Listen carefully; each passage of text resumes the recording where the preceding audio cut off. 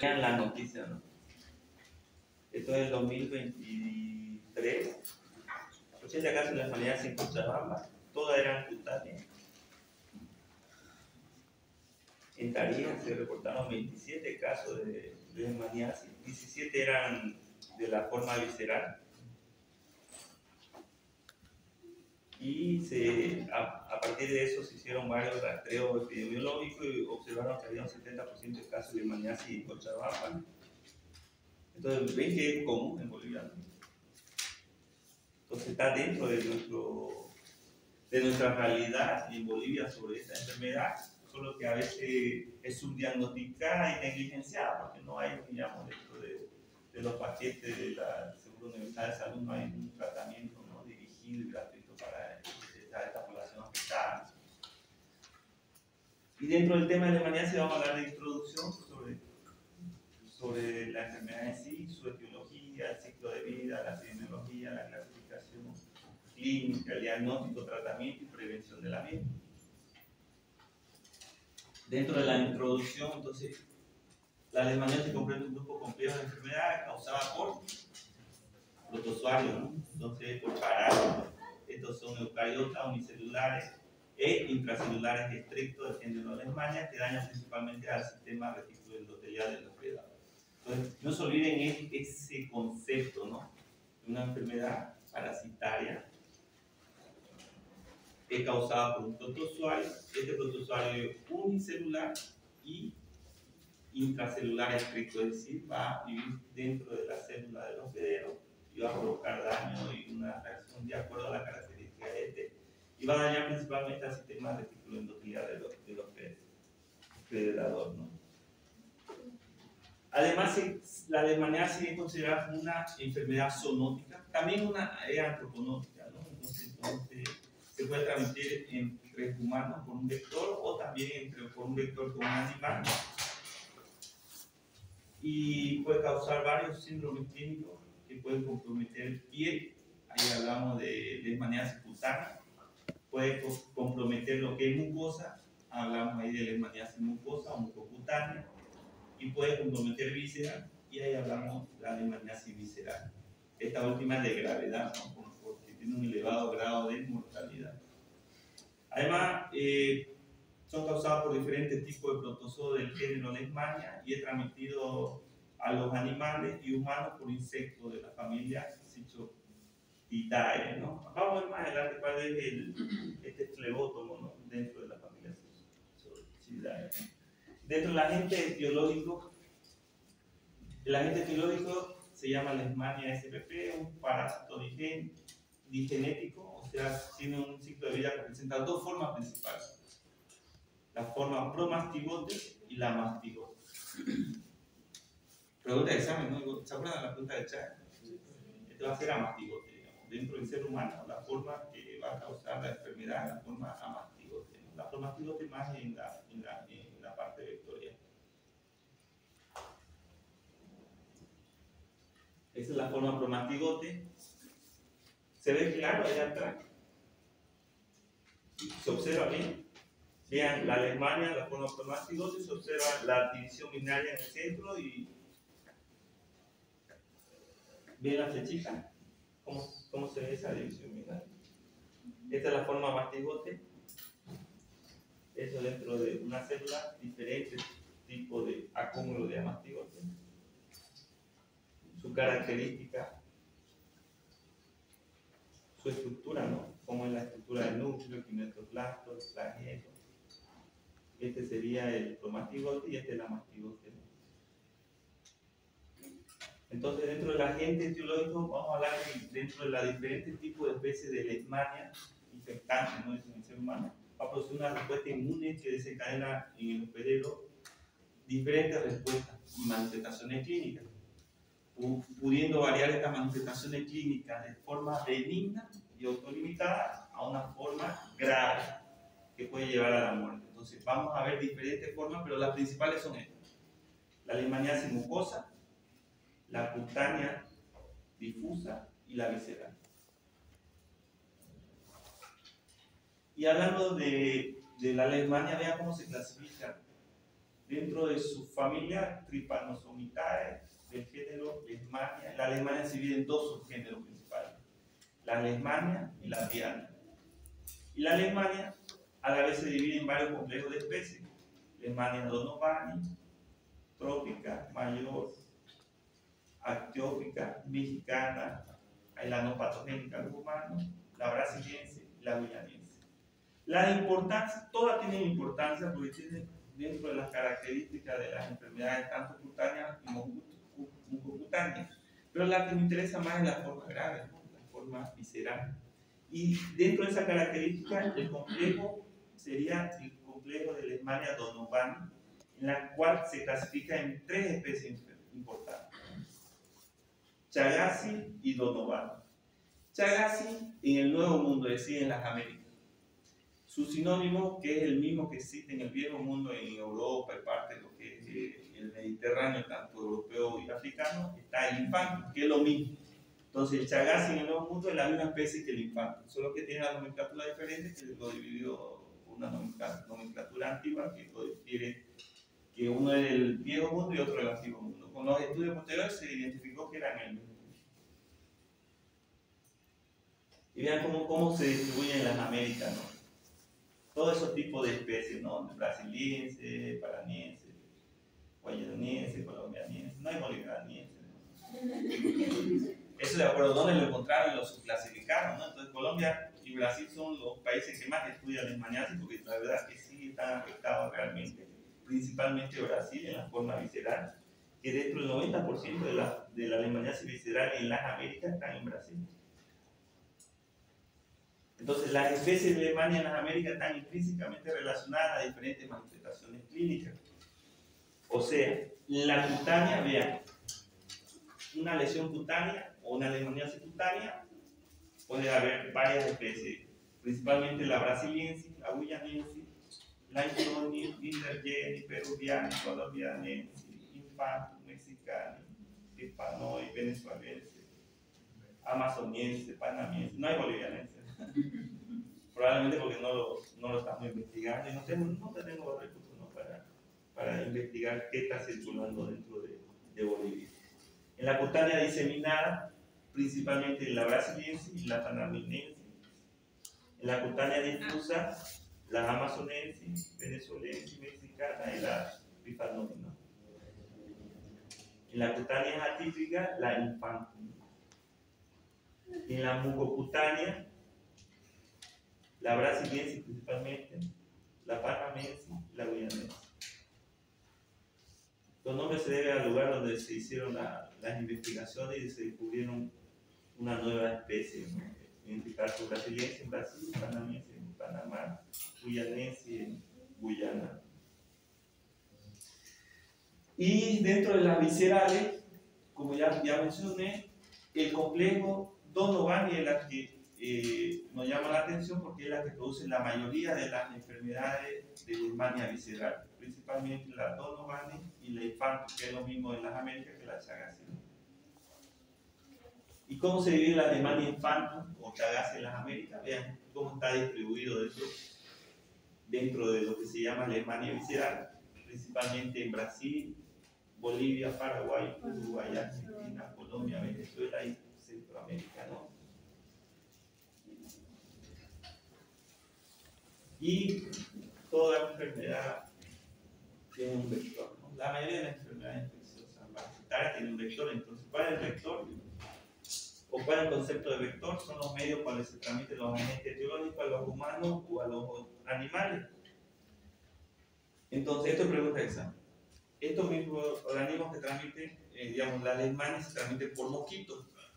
Hay dos géneros importantes: Phlebotomus, que es del Viejo Mundo, Asia, África, Europa, y el que tiene mayor importancia para nosotros es la Ixomia, que es del Nuevo Mundo, o sea, las Américas.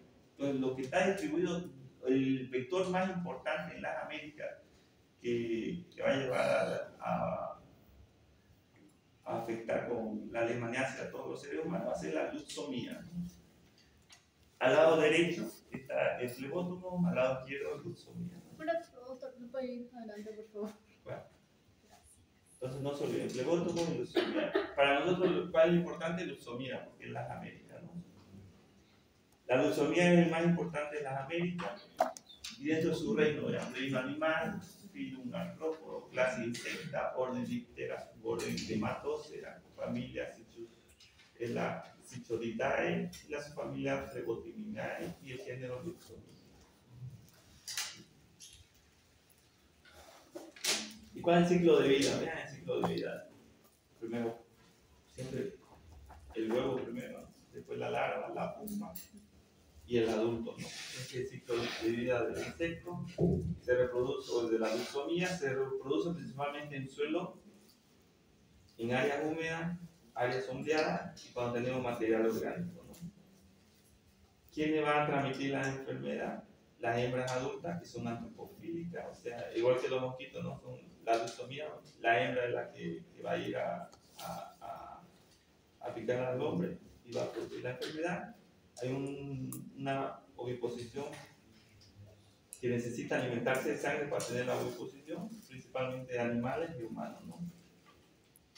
¿Y cuáles son las características de los adultos de la leucemia? Miden aproximadamente 5 milímetros de longitud, son de patas largas, alas ampliamente lanceoladas, tórax giboso, pelos largos y finos, aspecto hirsuto, vuelos cortos, silenciosos y el pequeño sal. ¿Ustedes han viajado al campo? Sí. Sí. ¿Cómo lo llaman a este mosquito? Mosquito. Tiene un nombre. Tienen su nombre. Mariwich. Y también puede ser durante todo el día. Y vean cuántos tipos de especies de vectores están potencialmente involucrados en la transmisión de la leishmaniasis cutánea y mucosa anámica, la leucemia, intermedio, clavicular, panamensis, capitorio, militar. Entonces tiene un sinnúmero de divisiones de leucemia que va a afectar a todas las Américas, ¿no? O el Nuevo Mundo. Vean los vectores, lo más importante dentro de lo que es la Bolivia, Brasil, está la cruzi y la longipartis. Pregunta de examen, ¿no? Siempre vi en los exámenes dentro de la residencia de infectología hablaba siempre de la leucemia longipartis, que es la más común que afecta. Pero no se olviden de la cruzi, la evacen, sino que más en Centroamérica. Ustedes colocan leucemia y ahí salvan la pregunta. Y además de tener un vector, tenemos reservorios, ¿no? Entonces, ¿qué son reservorios? Los reservorios son animales vertebrados que albergan naturalmente el parásito, por lo que permite que el vector se infecte. El movimiento de los animales en el tiempo y espacio aseguran el mantenimiento de un ciclo de transmisión de la leishmaniasis. Entonces, vamos a tener reservorios en animales específicos. En general, hay un importante reservorio para cada especie de leishmania en un foco de transmisión en particular, pero otros mamíferos pueden ser infectados, convertirse en hospederos secundarios o accidentales, y vamos a ver más adelante lo que son los ciclos. Y estos son algunos ejemplos de algunos reservorios, ¿no? Oh, qué quincho. Tatú, ¿no? ¿Ya comieron tatú? Sí.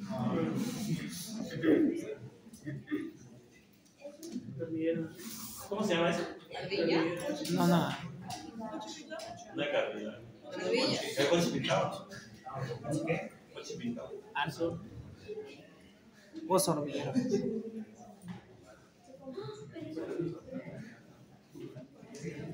Todos estos son reservorios. ¿Ese cómo se llama? Carachupa. Caracho. Y un reservorio accidental, ¿cuál es? El perro, ¿no? Principalmente es parte del ciclo de lo que es la leishmaniasis visceral. Eso vamos a ver más adelante.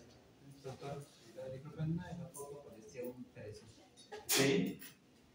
Un perezoso. Gráfica, ustedes van a ver dentro de la clasificación, vamos a ver lo complejo de lo que se encuentra, qué microorganismos, qué regiones son endémicas, los síndromes clínicos que producen, las especies, los vectores, los reservorios, los tipos de transmisión y el ambiente. Algo importante de la transmisión es que la transmisión puede ser antroponótica, o puede ser zoonótica. Si antroponótica, ¿a qué me refiero?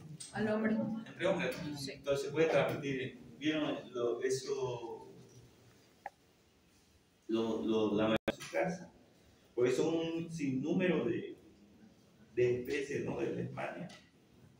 Pero vamos a hablar del ciclo de vida. ¿Cuál es el ciclo de transmisión de la leishmania? Entonces, del 1 al 7 vamos a comenzar. Entonces, ¿cómo comienza el ciclo? El ciclo de vida comienza cuando los flebotos o hembra libre de infección pique y se alimenta con sangre de un mamífero parasitado, el reservorio, ¿no? Adquiriendo células infectadas o amastigotes libres, ¿no? ¿Y ahí qué pasa? Los amastigotes se transforman en promastigotes procíclicos en el intestino del vector, en este caso en las Américas, ¿cómo se llamaría? Glucomía, ¿no? Y posteriormente este promastigote se vuelve metacíclico. Después estos migran a los probóscides del vector y son inoculados nuevamente a un mamífero durante la picadura y la ingestión de sangre. Y estos promastigotes son fagocitados en el ser humano, digamos, son fagocitados en el humano principalmente por células macrófagos o neutrófilos. Estos son reclutados al sitio del vector y se transforman intracelularmente en amastigotes. Entonces, en el ser humano, ¿cuál es la forma parasitaria? Amastigote.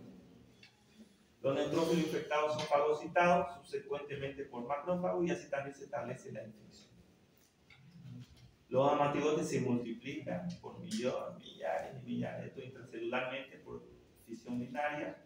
La infección se propaga a otras células por los fagocitosis de amastigote libre o de células infectadas, principalmente en la zona de inoculación. Especialmente va a ser en piel o en mucosa accidentalmente. No es muy rara mucosa, pero sí se da. Tras una subsecuente picadura de un flebótomo, las células infectadas, los amastigotes libres son ingeridos, con lo cual se da continuidad al ciclo, al nuevo ciclo. Entonces así cumple un ciclo de lo que es la leishmania. Entonces no se olviden la forma en el ser humano en los reservorios. Promastigote. No, reservorios. Mastigote. Y en el vector es promastigote. Y este de la Leishmania infantis, que es la Chagas, que es el mismo, pero algo que tiene que ver importante en este gráfico es un animal doméstico, ¿no? En casa, que tenemos el perro, ¿no? Que puede cerrar ese ciclo zoonótico, ¿no? Entre animal y ser humano. Y dentro de esto vamos a ver respuestas inmunes, ¿no? Puede haber una respuesta inmune innata, que es mediada principalmente por el sistema de complemento, células fagocíticas. Esto ya ustedes lo están viendo en fisiopatología, ¿no? Y respuesta inmune adaptativa, que tiene que ver con la respuesta inmune humoral y celular. ¿Y cómo comienza todo? Viene el vector, comienza y pica, necesita sangre, ¿no? ¿Cuál sería el nombre del vector? Luxomia. La luxomía. ¿El macho o hembra? Hembra. Va a la piel, va a inocular, chupa sangre y después regurgita, vomita. Y ahí vomita los promastigotes. Los promastigotes entran por la lesión de la piel. Principalmente va a ser fagocitada por neutrófilos o macrófagos, principalmente por macrófagos.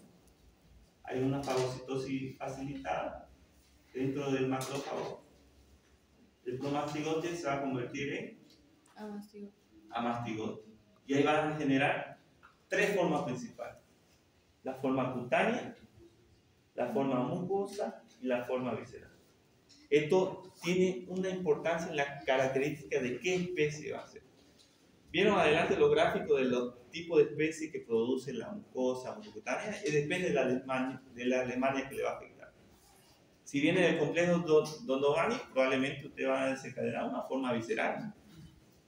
Pero mucho depende también de la respuesta del huésped, es decir, del ser humano o del hospedero, o un animal accidental.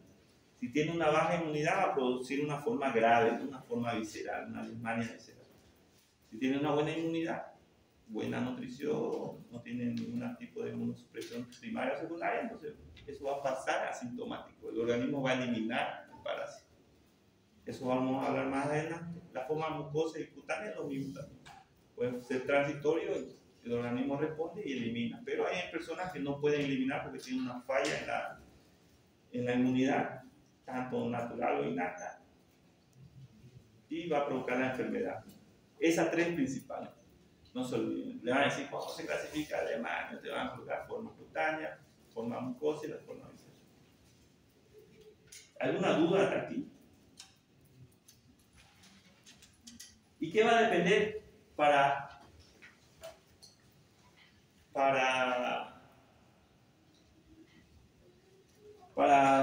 que llegue a provocar estas enfermedades, tanto leishmania visceral, cutánea o mucocutánea?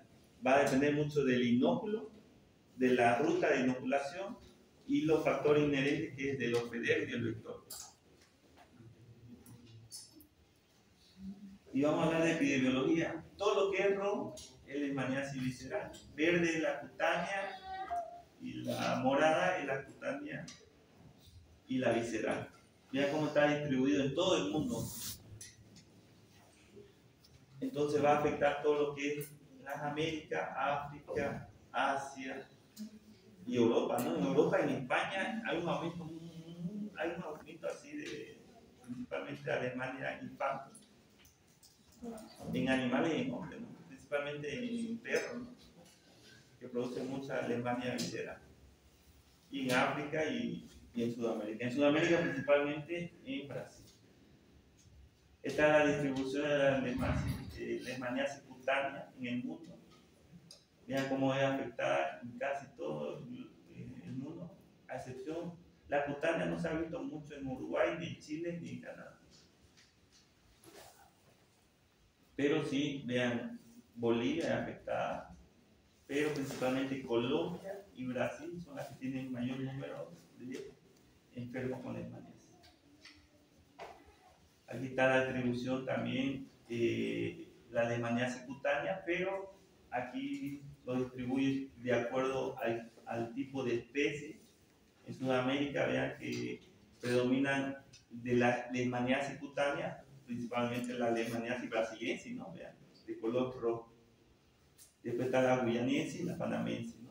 Como ya se mencionó anteriormente, la cutánea. Entonces, dentro de la leishmaniasis cutánea, 20 países, digamos, dentro de las Américas se encuentra la enfermedad. Endémicas que están en 18 países, se distribuye del sur de los Estados Unidos al norte de Argentina, y no hay excepciones como Chile y Uruguay que no se han visto casos. Y el promedio por año es de 54.000 casos anuales, y hay una tendencia a reducción de casos en los últimos años. Y la mucocutánea, vean, todo lo que es rojo son las Américas. Dentro del 2001 a 2020 hay una tendencia a disminuir levemente lo que es la leishmaniasis mucocutánea. Vemos que en la zona andina y Brasil y parte de México hay un aumento significativo, ¿no?, de la mucocutánea. Y así está distribuido en las Américas, dentro de la leishmaniasis mucocutánea. Vean que en el nordeste brasilero es donde se ven los mayores números de casos de la mucocutánea, pero también en Perú y en Bolivia, en la parte de lo que se llama amazónica, ¿no? Tenemos muchos casos de leishmaniasis mucocutánea. Y 14% de los casos son menores de 10 años, 18% y mayores de 50 años, 70% de los casos son hombres. De esos 2.866 casos son atendidos en unidades de segundo nivel. 81% de los casos en Brasil, Colombia, Perú, Nicaragua y Bolivia.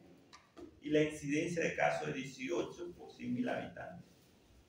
Entonces vean que está afectado Brasil, Colombia, Perú y Bolivia, lo que es la mucocutánea. Y la visceral. Dentro de la distribución del mundo, lo que más preocupa a la visceral es Brasil, la India y países africanos, ¿no? Por su característica, digamos, de morimortalidad es muy importante y la aparición de la leishmaniasis visceral, principalmente en niños menores de 10 años y en inmunodeprimidos, principalmente en la población de las personas que viven con el virus del VIH. Con el aumento del caso de VIH, entonces hubo un aumento de leishmaniasis visceral en estos pacientes por reactivación. Esto es la distribución en el mundo, cómo se divide en áreas hiperendémicas de leishmaniasis infantil o Chagas, como se llama. Principalmente en las Américas, vean que la mayor parte es brasilera y hay algunos puntos que es Bolivia, Colombia y Perú. Y la leishmaniasis visceral, como es la situación en el mundo hasta el 2020, 79 países reportan casos de leishmaniasis visceral en todo el mundo, 12.000 casos son reportados anualmente, 79% de los casos son Brasil, India, Etiopía, Eritrea y Sudán. 16% de los casos suceden en menores de 5 años, 58% suceden en hombres y 42% reportan casos de coinfección. Eso, en los 42 países reportaron casos de coinfección, leishmania VIH. Que puede ser pregunta de examen, ¿no? ¿Cuál es la coinfección más importante de leishmaniasis y VIH?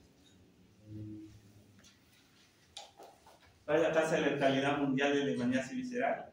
El 2.7% en el 2020, 29 países reportaron muerte, 3.813 muertes en 2014 a 2020.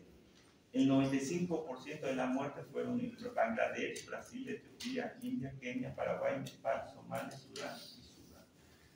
En las Américas la letalidad es del 8%. Y hubo entre el 2014 a 2020 1.727 muertes. Y vean, leishmaniasis visceral en las Américas es rojo y el verde o caña verde es Brasil. El celeste de Paraguay hubo un aumento significativo y disminuyó por. Y aquí hay algunos datos que creo que no se ven mucho, pero de los datos principalmente brasileños, que la mayoría de los casos están en Brasil. Entonces, la leishmaniasis visceral en las Américas, los conceptos principales, que es la enfermedad de transmisión vectorial con ciclo zoonótico. Dentro de las Américas tenemos 13 países con registro de casos autóctonos de leishmaniasis visceral. El promedio de casos es 3.400 casos año, 96% de los casos en Brasil, 3% de los casos en otros países y casos esporádicos se han visto en Bolivia. Este es el gráfico de lo que es la leishmaniasis en las Américas. Aquí vemos lo que es lo mismo. La tabla que ya vimos anteriormente, cómo se divide, solo para recordar. Y la clasificación. Entonces, ¿cómo lo clasificamos entonces la leishmaniasis? Generalmente, leishmaniasis cutánea, mucosa y visceral. ¿Y cómo lo subclasificamos la leishmaniasis cutánea? La forma ulcerada, la forma diseminada, la difusa y la crítica. Y la mucosa se divide en mucosa y la mucocutánea, ¿no? Y leishmaniasis visceral, principalmente dentro de su clínica, una hepatoesplenomegalia. Ahora vamos a hablar solo de leishmaniasis visceral, por la importancia, ¿no? La característica de la morimortalidad de estos casos y los casos graves que vamos a ver. ¿Cómo lo llaman también a la leishmaniasis? Calazar, ¿no? Es un término indio que significa fiebre negra y se origina por un complejo, como ya se fue mencionado, el complejo Leishmania donovani, ¿no? Dentro de este complejo lo dividimos entre Leishmania donovani y infante. En el Nuevo Mundo, también llamado Chagas, ¿no? Eso fue una diferenciación antigua que vieron que había una diferencia, digamos, dentro de las Américas y el Viejo Mundo.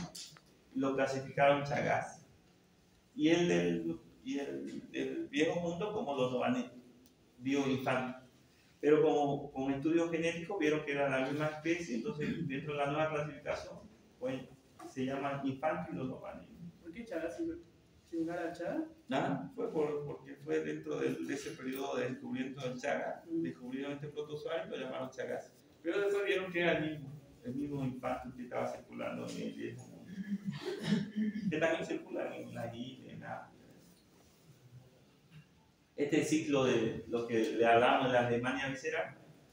Entonces se transmite la enfermedad por antropozoonosis, zoonosis, ¿no? Entonces puede transmitirse entre humanos, pero principalmente tiene un ciclo importante en lo que son los animales, principalmente en animales de casa, ¿no? Los que son domésticos y principalmente en los perros. ¿Y qué características tiene dentro del compromiso del sistema inmune? Porque no todo va a evolucionar a una forma grave de leishmania visceral, pero tiene características especiales de los hospederos. ¿Cuál es la primera? Inmunosupresión específica del antígeno de leishmania. Hay una deficiencia de inmunidad, hay una falta o falla de activación inmune sistémica, tenemos activación policlonal en célula B, y dentro de toda esa tormenta de cambio o alteraciones del sistema inmune, vamos a observar una respuesta inflamatoria sistémica en el paciente, que va a desencadenar todos los síntomas que vamos a ver más adelante. Entonces, dentro de los grupos de individuos infectados por leishmania infantil, algunos no desarrollan manifestaciones clínicas, permaneciendo asintomáticos, ¿no? Estos pueden presentar respuesta inmune celular específica, o sea, una infección subclínica, y se realiza una prueba específica para ver si estamos dentro de esta infección subclínica o estuvimos expuestos a este protozoo, ¿no? Esto se llama intradermoreacción de Montenegro, y antes se realizaba eso para ver si tuvimos contacto con la leishmania. En Brasil todavía se sigue haciendo estos casos, y en algunos casos, o en algunos poco específicos, hay indicaciones de tratamiento. Otros desarrollan, algunos van a tener pocos síntomas o ningún síntoma, y otros van a desarrollar clínicas leves, que pueden ser oligoasintomáticos, dolores, dispepsia, un aumento del hígado, del vaso, un hepatoesplenomegalia, y otros pueden evolucionar a forma moderada a grave. Esas formas moderadas a graves sí van a manifestar principalmente una anemia, por supuesto esplénico, porque vamos a tener un vaso bien grande y un hígado, una hepatomegalia y una esplenomegalia. Ustedes pueden observar cómo lo dibujan aquí el hígado. Todo lo que están dibujando es lo que el hígado rebasó de lo que es el borde normal. Entonces palparon una hepatomegalia. Y vean el vaso. Una característica del diagnóstico diferencial de la leishmania es tener un vaso gigante. Y si tenemos un vaso gigante, tenemos ese sistema reticulo endotelial afectado. ¿Qué vamos a tener? Secuestros, ¿no? ¿Qué vamos a secuestrar? Glóbulos rojos. Y una característica es la anemia del paciente. Tiene una anemia significativa. Entonces, podemos tener las infecciones asintomáticas. Entonces, dentro del área de transmisión de la leishmania visceral, principalmente producida por la leishmania infantil, vamos a tener pacientes con pocos síntomas o ninguno, en la que podemos hacerle una prueba de Montenegro, llamada o una prueba serológica, y vamos a observar que tuvieron contacto, pero sin repercusión clínica, porque tuvieron una buena respuesta inmunológica. Pero también vamos a observar un periodo inicial también que vamos a observar dentro de la clínica, que va a haber fiebre asociada a palidez cutánea y mucosa, hepatomegalia, esplenomegalia discreta, puede tener a un comienzo del periodo inicial tos o diarrea, y la serología de leishmania puede ser positiva, y esta puede evolucionar a una cura espontánea o a una forma grave de la enfermedad.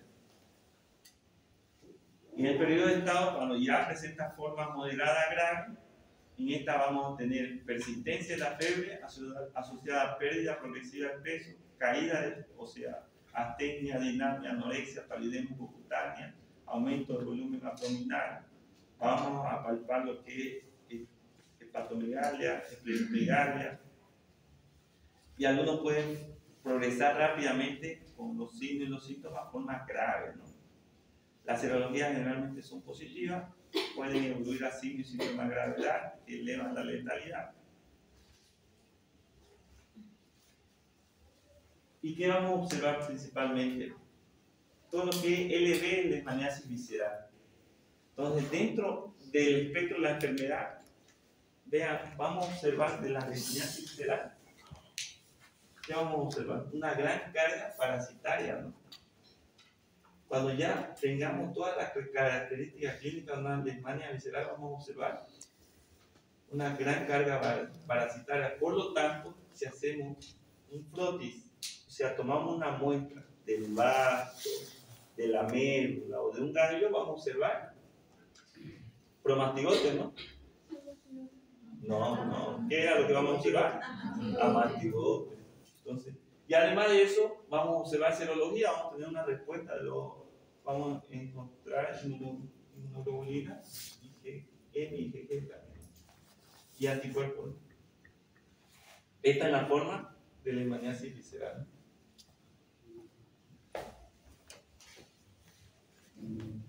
¿Y qué diagnóstico usamos principalmente para la leishmaniasis visceral? Frotis de tejido aspirado, cultivo in vitro de tejido aspirado, serología, el RK39, que es lo que más se usa en Brasil, y el PCR de reacción en cadena polimerasa, es la que también se puede utilizar. Pero, tengan en cuenta, el que tiene mayor sensibilidad, y se han visto principalmente con la forma de leishmaniasis infantil, el RK39, que es como una prueba inmunocromatográfica, una prueba rápida, ¿no? Una prueba de embarazo, todos conocen una prueba de embarazo, ¿no? Ya pasaron ese susto, ¿no? Entonces, se hace una prueba rápida, ¿cómo se ve? Una prueba rápida y por inmunocromatográfica detecta el antígeno y rápidamente podemos diagnosticar la leishmaniasis visceral. Pero también se hace también frotis de tejido aspirado, es decir, yo aspiro, uno de los que es más interesante y tiene más del 95% de sensibilidad, el aspirado esplénico o expulsión del vaso. Retiro una muestra, hago un frotis y observo directamente que amastigote. Entonces hacemos diagnóstico. Podemos hacer cultivos, necesitamos laboratorios más avanzados, serología también, o también dentro del tejido de la muestra podemos hacer un PCR, ¿no? Para determinar la leishmaniasis. Pero algo importante, la leishmaniasis es la 39 que contamos también aquí en Bolivia. ¿Y qué diagnóstico diferencial podemos observar? Entonces en ese paciente tenemos anemia, hepatoespleno y fiebre, ¿no? Ahí que vamos a observar primero paludismo, fiebre, diagnóstico diferencial, ¿no? Paludismo, fiebre tifoidea, tuberculosis, brucelosis, esquistosomosis, hitoplamosis que pueden generar los mismos síntomas, ¿no? En países no endémicos, entonces un gringo que fue a la celda volvió con hepatoespleno, ¿qué vamos a pensar? Entonces tenemos que buscar antecedentes de viaje reciente a zona endémica. Ustedes viajaron a Brasil, fueron a la celda, fueron al nordeste, entonces vinieron después, progresaron con una hepatoespleno, entonces lo que voy a sospechar es una leishmaniasis visceral. ¿Y el tratamiento? ¿Qué tipo de tratamiento vamos a encontrar en la leishmaniasis visceral? Principalmente compuesto en antimonio pentavalente, anfotericina B, paromomicina y mifepristona. Hay un protocolo, estos protocolos lo van a leer son protocolos de la OMS, se lo voy a mandar. ¿Sí?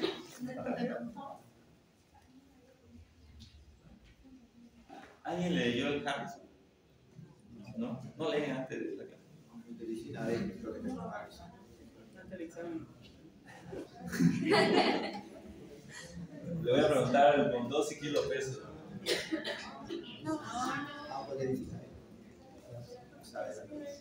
No, pero en el libro habla mucho sobre lo que es la anfotericina B. A lo que me voy, digamos. Sí, básense, digamos. En el examen no lo vamos a hacer tan complicado. Le vamos a decir, de estos tratamientos, cuál se puede dar para la leishmaniasis visceral, ¿no? El más importante, actualmente, digamos, por la característica de menor toxicidad, porque todos esos son tóxicos, es la anfotericina B. Por eso yo le digo, esto es una enfermedad negligenciada, porque hasta el momento todos estos medicamentos son del siglo pasado. No hay nuevo medicamento para la leishmaniasis. Estamos usando lo que se ha usado ya hace más de 50 o 60 años. Entonces, la industria farmacéutica no le interesa fabricar o investigar antimicrobianos para la Alemania, porque ¿quién lo va a comprar? La gente pobre no tiene el dinero para operar. Entonces no le interesa. Por lo tanto, tenemos el mismo tratamiento de hace 50, 60 años, lo tenemos ahora. Le voy a mandar un protocolo que es de la OMS, cómo se hace el ciclo, digamos, de las pruebas que se realizan y del tratamiento, ¿no? Entonces, aquí no se observa muy bien afuera, pero dentro de las características del tratamiento, el gol estándar es anfotericina B liposomal. Dentro de la anfotericina es el que tiene menor toxicidad. La anfotericina a veces se divide en desoxicolato, liposomal o complejo lipídico. El liposomal es el menos nefrotóxico, pero es el más caro. Cada ampolla de anfotericina vale 2.400 euros. Así de caro. El desoxicolato vale 50 pesos. Pero el desoxicolato es nefrotóxico, es veneno para los demás. Y aquí están otros que van a leerlo con muy... Traten de leerlo, digamos, dentro de la clasificación, cómo se da, cuál es la característica de la droga. Y ahora vamos a hablar de la leishmaniasis cutánea mucosa. ¿Alguna pregunta hasta aquí? Con el tejido que puede ocasionar una reacción inflamatoria granulomatosa crónica. ¿Qué vamos a observar? ¿Qué forma? Ahí se van a observar principalmente los predominios de fagocitos, neutrófilos y macrófagos y amastigota. ¿Y cómo se desarrolla la lesión en la leishmaniasis? A los que quieren hacer dermatología. Primero mácula, pápula, nódulo, úlcera y para llegar a cicatriz. Bien, entonces puede ser cutánea, puede ser una leishmaniasis localizada, una mucocutánea o una totalmente diseminada, ¿no? ¿Y cuál es la forma cutánea? Son lesiones que afectan a cualquier parte del cuerpo, sobre todo la zona más expuesta a la picadura de insectos, principalmente brazos y piernas, ¿no? Sus presentaciones clínicas pueden ser cutánea localizada, simple o múltiple, o cutánea diseminada, difusa o atípica. Aquí una lesión ulcerada pues, sería por una mácula. Esto va a perdurar de 1 a 2 días después de la picadura y ahí va a ir evolucionando, ¿no? La mácula evoluciona a una pápula y el periodo de incubación va de entre 2 semanas a 2 meses y ahí se forma la úlcera, ¿no? Una úlcera atípica, presenta fondo limpio, color rosado, tejido granuloso, redondeado, de bordes regulares y elevado, indolora y de base indurada. Esto sería una leishmaniasis cutánea localizada. Lo van a ver ustedes en la práctica clínica cuando vean el internado. Yo he visto uno, cuando estaban internados, vimos 10 a 15 casos. Aquí está la leishmaniasis cutánea única. Ahora vamos a hablar de leishmaniasis cutánea diseminada. Es la forma más grave y emergente de la clasificación de leishmaniasis cutánea. Es causado por diferentes especies, pero en las Américas la más importante es la brasiliense, la guyaniense y la venezoliense, ¿no? Y se caracteriza por la aparición de múltiples lesiones papulares con apariencia de acné y afectan principalmente segmentos del cuerpo. Vean cómo es la característica de esta leishmaniasis cutánea diseminada, ¿no?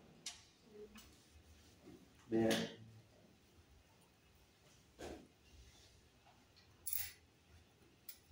Y la cutánea difusa es una forma más rara de la leishmaniasis cutánea, pero se han reportado con mayor frecuencia en Brasil, México, Venezuela, Colombia, y es principalmente causada por la leishmania amazoniense y la mexicana. Vean cómo es la característica de múltiples pápulas y placa y nódulo hiperpigmentado en toda la superficie del cuerpo, y tiene un aspecto más como esclerodermiforme o nódulo. Polodermato llevan pacientes así, un diagnóstico diferencial de leishmania, pero puede ser cualquier cosa. ¿Y qué hacen en el dermato? Biopsia. Y ahí vamos a ver, de acuerdo al estudio anatomopatológico, el diagnóstico real. Aquí vemos otro tipo de ejemplo. Este es un aspecto más lectromatoso, con nódulo infiltrado. El diagnóstico diferencial sería la lepra o enfermedad de o hanseníasis. Ahora vamos a hablar de la leishmaniasis cutánea típica. Esto más se encuentra en Centroamérica y Venezuela, principalmente causada por el impacto. Y vean, no tiene nada de úlcera.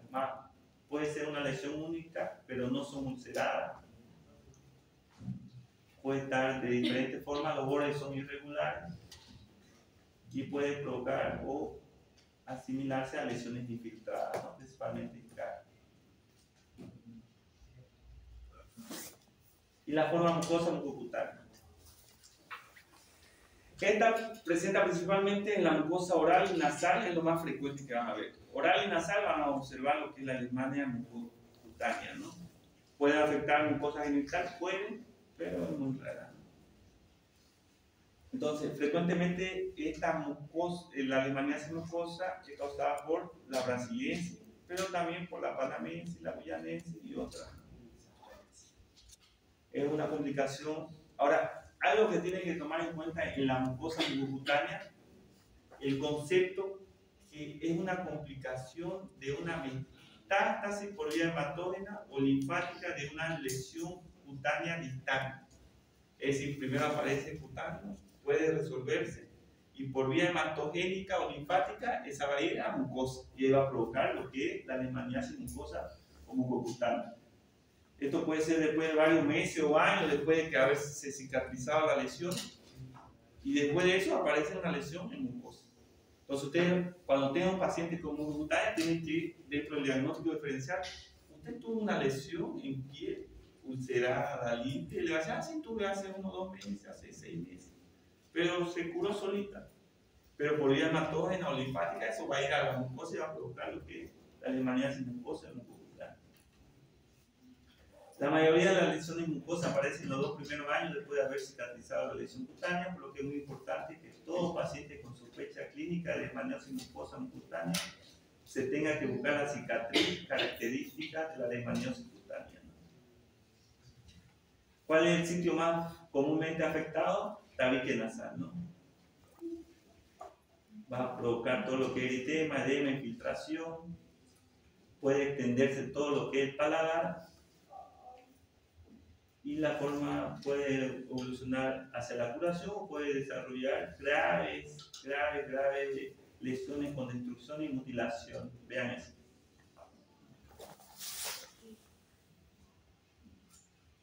Esa nariz de tapir.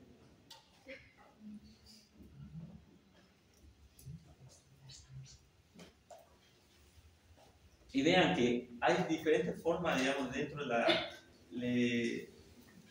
leishmaniasis, ¿no? La mucocutánea o la mucosa, que tiene baja carga de oligoparásitos, por lo cual en los frotis probablemente va a salir, si no tomamos una buena muestra, va a salir negativo, no vamos a observar. Entonces, generalmente en estos pacientes se hace un PCR. Entonces, tomo la muestra, llevo el frotis, visualizo, no se ve nada, mando a PCR, ¿no? En PCR veo material genético y ya hago el diagnóstico. Entonces, diagnóstico por laboratorio, frotis, tejido aspirado, piel, material aspirado, biopsia o mucosa, cultivo se puede hacer, pero el que tiene mayor sensibilidad en mucocutánea o cutánea es PCR. Por lo que, por este gráfico, vieron que es oligoparasitaria, ¿no? Y dentro de la serología también tiene poco. ¿Qué diagnóstico diferencial podemos hacer en leishmaniasis cutánea y mucosa? Tuberculosis cutánea, infección micótica, lepra, sarcoidosis y úlcera marina. Y otras, ¿no? Y otras enfermedades. ¿Cuál es el tratamiento? Casi lo mismo, compuesto de antimonio pentavalente, amphotericina B, palmomicina, pentamidina, miltefosina. Pero varía de acuerdo a las características, si es cutánea, mucocutánea, entonces diferentes tipos de protocolos pueden ser, pero principalmente se usa antimoniales pentavalentes, también se pueden usar lo que son amphotericinas. Aquí hay algunos datos que le estoy dejando de los esquemas, los tipos de intervenciones que podemos hacer y los medicamentos que se usan, de acuerdo al esquema, kilo peso, cuánto días.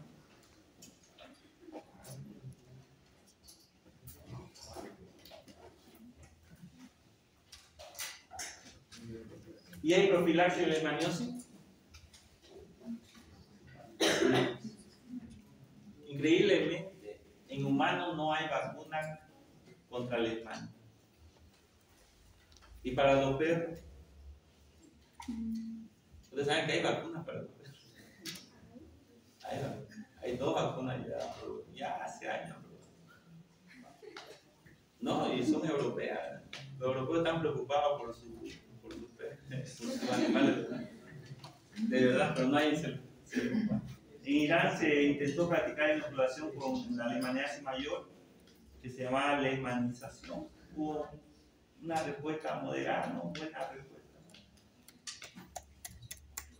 ¿Y qué podemos hacer como profilaxis? Los variantes antroponóticas se debe buscar los casos para tratar, reducir los vectores, impregnar los mosquiteros, cambio, cortinas con insecticida.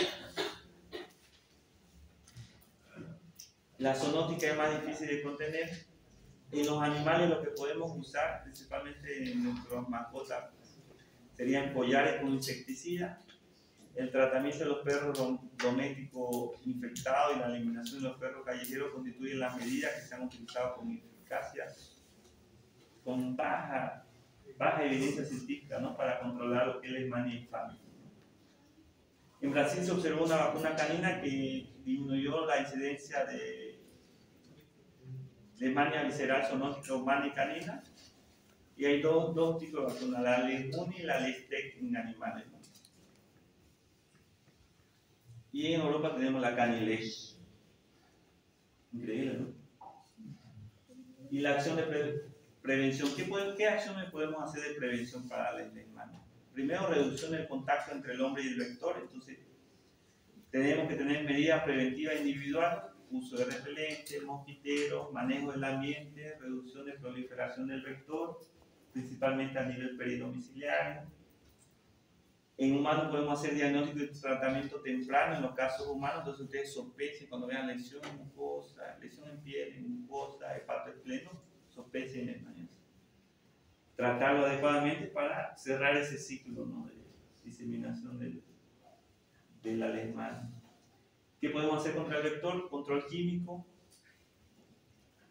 Y contra el reservorio no hay indicación de eutanasia. En algunos lugares hay una indicación así absoluta de eutanasia.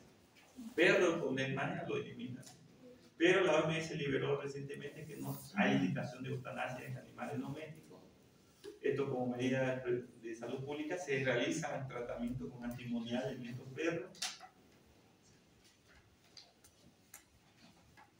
Y para terminar, vean un resumen completo de lo que es leishmania cutánea, mucosa, visceral, la forma clínica y la forma de diagnóstico que se pueden hacer en esas clasificaciones. Principalmente la leishmaniasis visceral, vean, el frotis sanguíneo y la prueba rápida RK39, que es muy importante para hacer el diagnóstico rápido y el tratamiento. Algo antes de terminar, que es muy importante.